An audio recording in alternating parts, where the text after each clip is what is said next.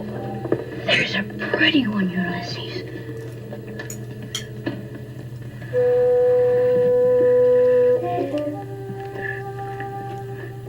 There it is.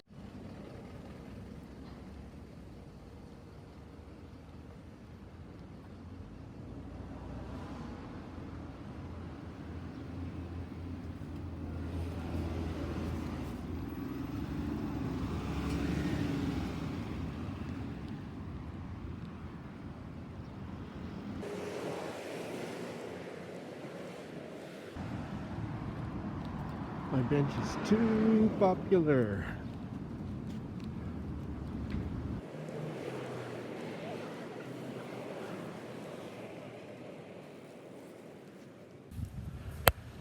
Hey, here I am on Saturday, and this is a bench that one of my favorite places to sit and read and do all kinds of bookish things. It actually is one of the central locations of the transformation that I underwent about 5 or 6 years ago to become much less of a carouser and playboy in Japan and into a obsessive reader. And a lot of the important stuff happened walking home from work late at night and sitting on these benches. But this is the second day I've come here. This is about a 10-minute walk from my house that both benches were occupied, because you know there's only 8 benches in the city of Tokyo, a city of 4 million, and they have 8 benches. That is a slight exaggeration, but only slight. So I was going to sit there and read and tell you about it, and I don't think I'm going to find another bench until I get to the second spot where I was going to read more. So we'll just keep walking. And I left the house with no mask today. Second time I've done that recently, and so I had to buy masks, and this one is hard to breathe in. So did he leave? No, he's still there. Let's hope for an unexpected bench along the way. It's not like I need to sit down right now, but I wanted to break up this hour outside with two bench stops, reading and checking in on what I'm reading. And now, as far as I know, well, I will make it work. It'll be fine, Sean. Calm down.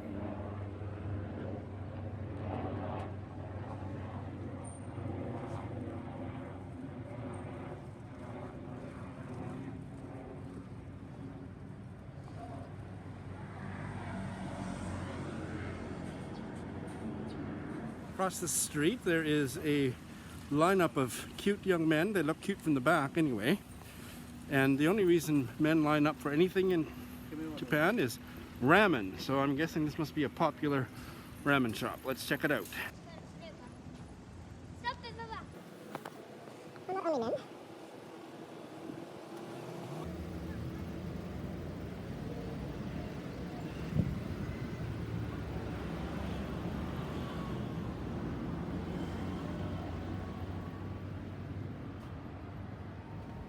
Yes, ramen shop.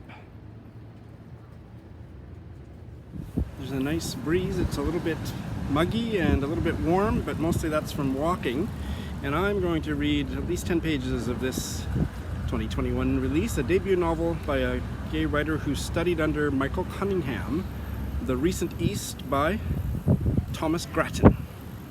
Let's see how it goes. All right, I really loved the first 10 pages of this. I'm gonna put it down because it's awkward. I'm holding iPad and the book and yeah, so there it is.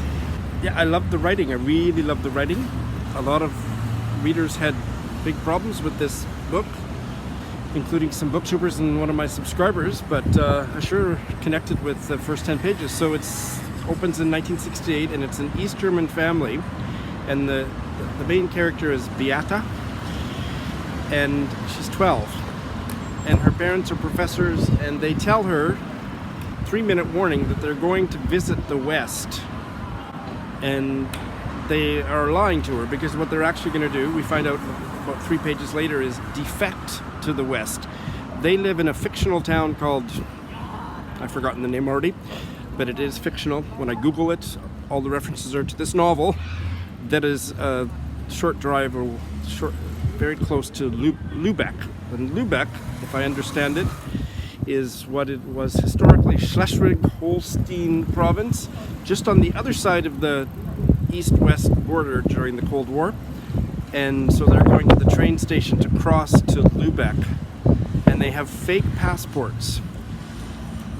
Now, I have one criticism already, but maybe there's something I'm missing. But the mother, who's very strict and kind of remote, she takes her 12-year-old daughter Beata into the women's washroom at the train station. So they're still in East Germany, and they're just about to meet with the East German border guards and tell their lie. And it's only then that in a stall in the women's washroom at the train station that the mother tells the daughter what to say. So I don't understand why that conversation wouldn't have happened at home. I mean, the chances of the public washroom being bugged or somebody overhearing them, I mean, that didn't make sense to me. But anyway, I can forgive that, I think, unless there's more things like that don't make sense to me, because I just love the writing. Beata is a typical 12-year-old. She doesn't really like her parents, and she has a whole bunch of preconceptions about the West, and they end up in Hamburg. No, they end up in Cologne, which is one of the places that Britta has a mansion, has a palace. They're in a shoebox apartment where a friend of the mother, lived there, and she died. Just suddenly, and they're living amidst her furniture and her clothes. And the mother, Mutti, I don't know how you pronounce mother, that word, mother word in German.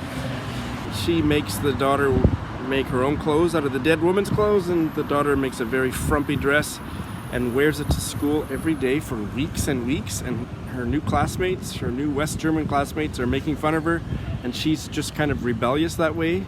They tell her she looks like a Soviet woman, and it's not for weeks later that her father finally notices she's been wearing the same dress that she made out of the old dead lady's clothes, and she looks ridiculous, and that's where I've gotten to. But there is lovely turns of phrase and descriptive passages. I am eager to continue.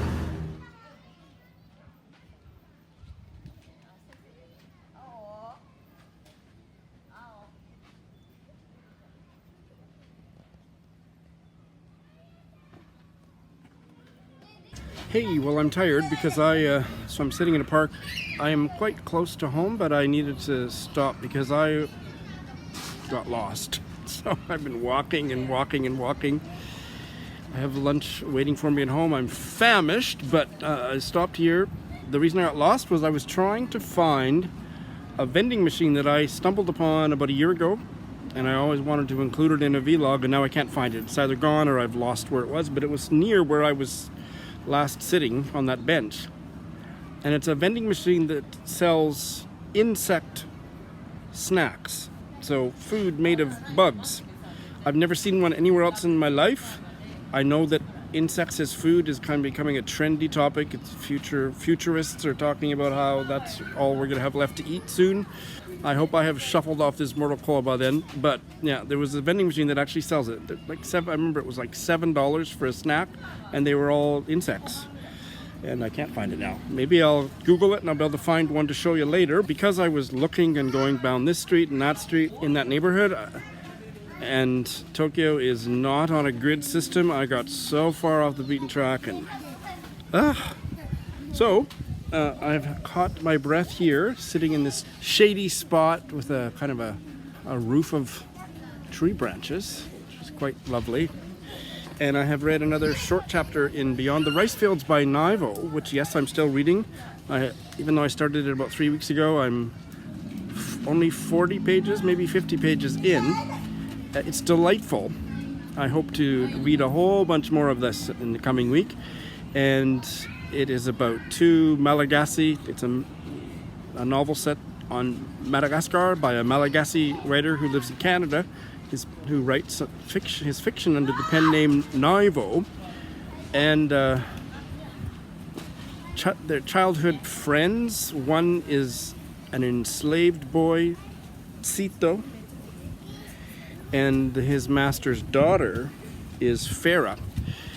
And it's really well written with a whole bunch of magical elements to the story. And I've just read a chapter where, you know, they do grow up as friends, and I think there's actually going to end up being a love story between them, which I believe Roz found to be a bit twee, and maybe I will too.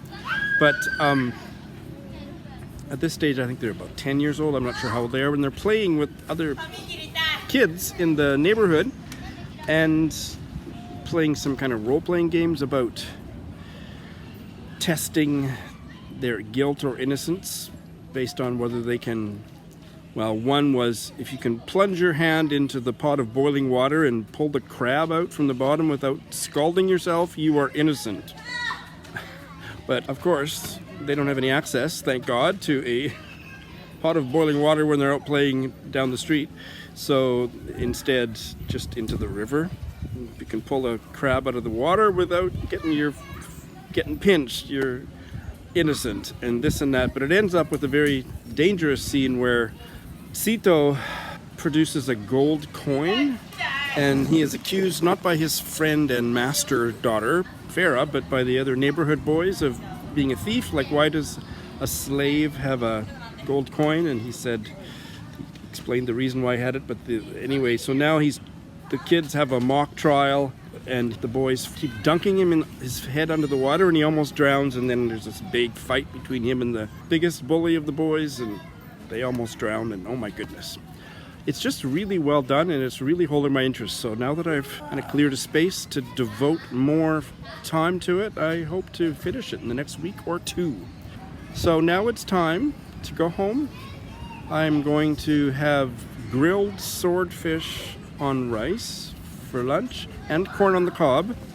I think you saw me yesterday buy a corn on the cob that's in season. I eat corn on the cob almost every day for lunch with something else, and then I'm in sore need of a nap. Hey, well, it's the end of my Saturday, and well, it's 7 o'clock. It's wine o'clock, so let's do that first. Here is the Spanish organic wine. I like the color of that one too. Well, that's very nice too. Wow, I've been lucky, because by the time I got to the end of last night's bottle, it was delicious, and it's such a smooth wine. I can't believe how much I like it. And this one, based on one sip, I really like it too. And I started one more new book, Cassandra at the Wedding, by Dorothy Baker, this 1960s lesbian novel. I don't think I listened carefully to what Britta said, but in fact, the author was lesbian or bisexual. She was in a heterosexual marriage, but she questioned her own sexuality throughout her life and led kind of a really kind of sad, closeted life. I don't know if her marriage was happy, but it was kind of an open secret, and including a lot of her literary output was lesbian or alluded to lesbianism. The writing here is amazing. I love the first 10 pages. It's a first-person narrative, and the lesbian protagonist, as I've said every time I talk about this book, she's in California, and she's going however many hours away to her hometown for her twin sister's wedding. And she is depressed, or she has some psychiatric mental health issues, and the way that it's written about, it's very arresting. She's the kind of character that a lot of people wouldn't like, but I already really like her.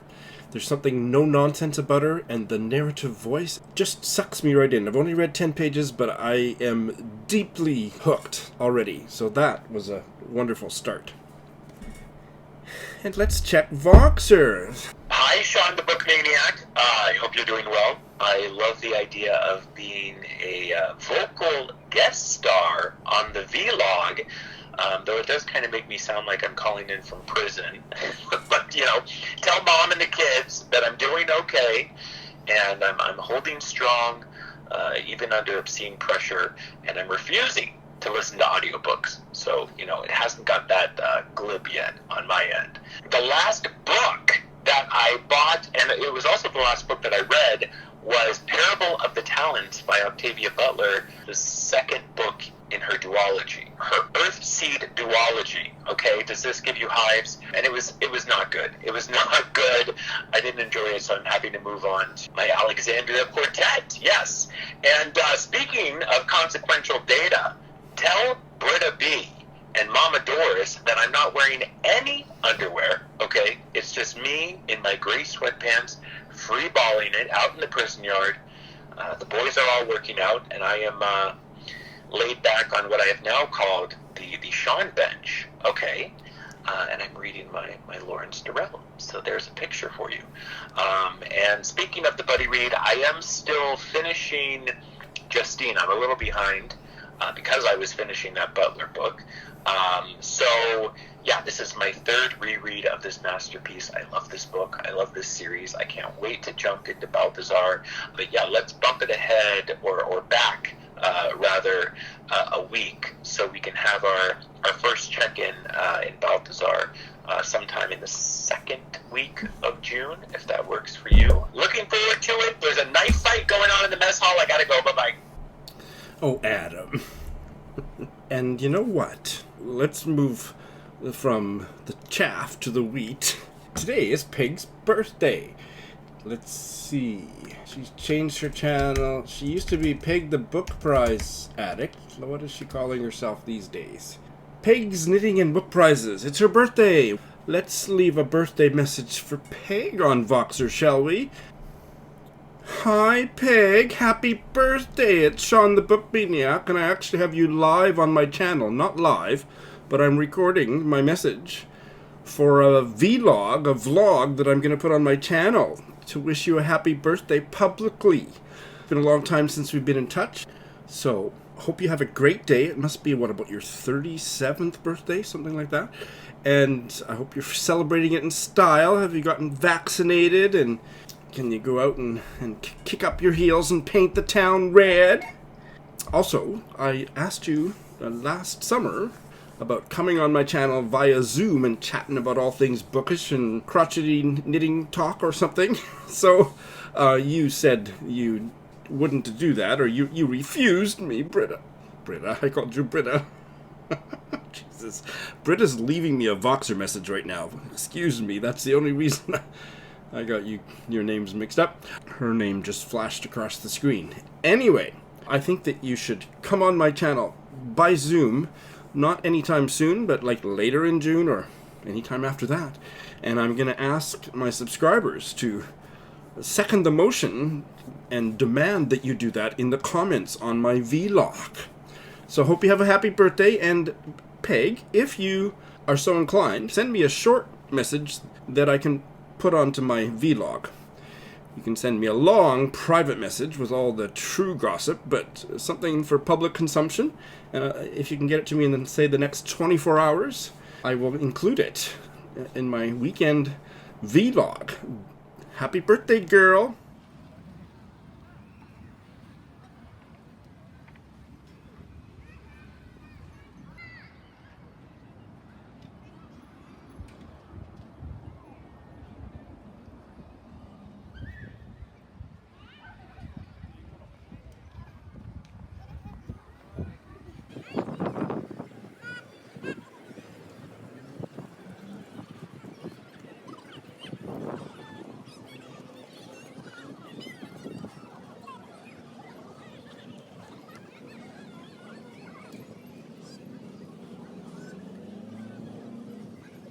Hey, well, here I am, Sunday afternoon.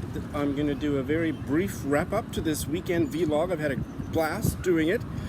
I'm sitting outside the little confectionery thing, part of this park close to my house, and it's a little bit windy, so I hope that there isn't a whole lot of wind interference. In fact, I should probably double-check that. Well, I put my headphones on and listened to it, and I don't think that the wind interference was too bad, so I will keep on going. Now we got a crying child over there.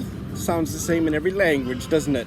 I have fallen in love, deeply, deeply in love with about 16 beautiful children since I entered the park 4 minutes ago. I've had a big reading day, but I have a bunch of other stuff going on too, most of it bookish. I have started the Chinese gay novel by Mu Kao, In the Face of Death We Are Angels. In the Face of Death We Are Equals, translated by Scott Oh. Translated by Scott E. Myers. Oh my God, is it got an opening? It is about gay working class Chinese men. I don't know how many men.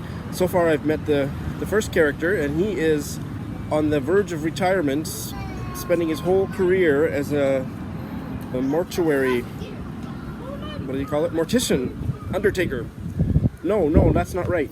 Working at the crematorium, to be precise. I think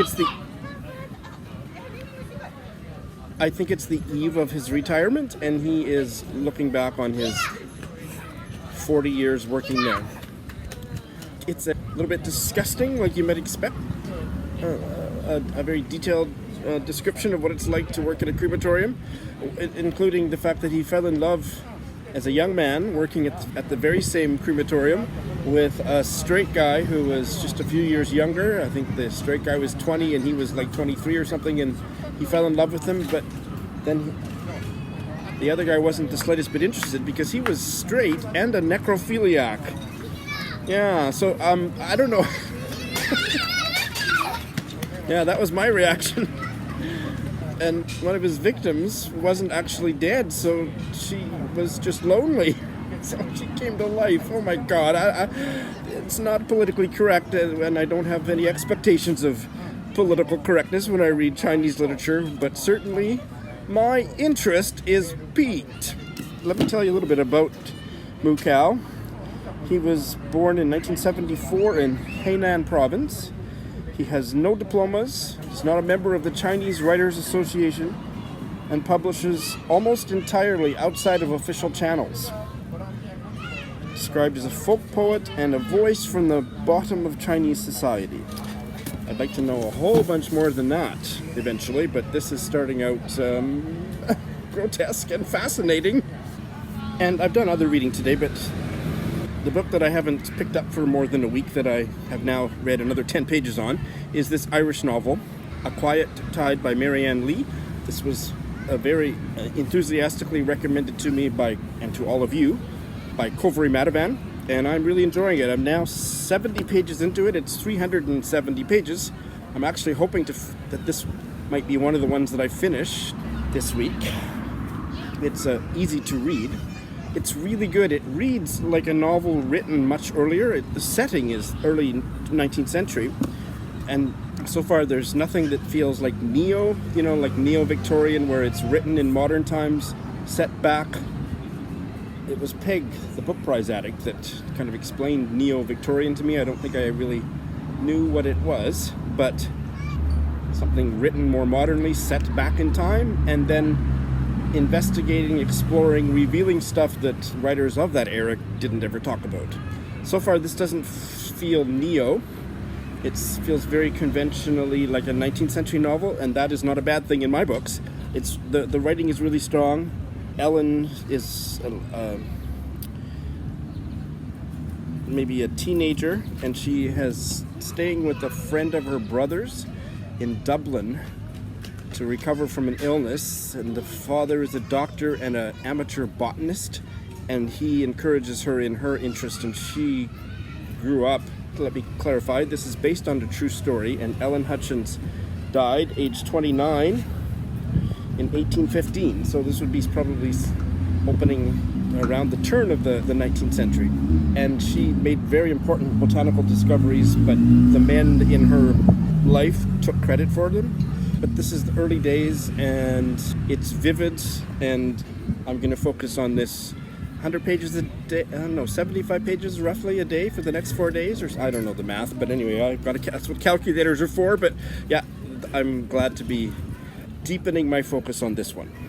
So I have read other stuff too, but those are what I'll tell you about to round out this Vee-log, and I hope to get a reply from Peg on Voxer, but I don't know if she hasn't listened to it yet. I think as I'm filming this at 4 p.m. Sunday in Tokyo, it's about 2 or 3 a.m. wherever she is in the States. And then a few teases of some Zoom chats that are in my editing pipeline. So just a couple brief teases of what's coming. So do go check out Bob the Bookerer, even if you can't pronounce it. I part of me is wondering like what happens after I finish the Booker Prize? Do I just become like Bob the like what's the do I change the name? Well, I guess if you move to the Pulitzer, you'd be the Pulitzerer. Yes. I loved the verse you read. It was very, very woman power, expression of female power. Yeah, love that. Yeah, well, you can imagine the main character. Let me just eat that bear.